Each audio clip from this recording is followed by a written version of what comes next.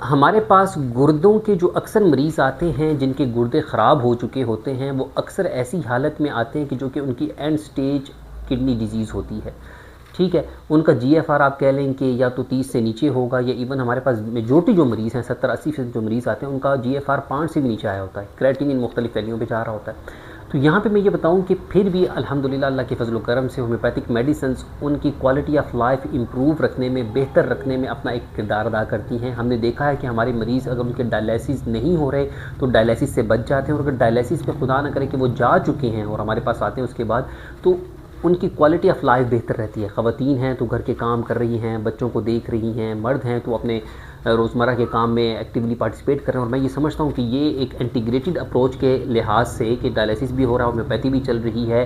या डायलिसिस से बच के भी बहुत अच्छी स्कोप है होम्योपैथिक मेडिसिन की। अगर आप या आपके अजीज़ व अकारिब किसी भी ऐसी तकलीफ़ से मुब्तला हैं तो दिए गए नंबर पर हमसे ज़रूर मशवरा करें।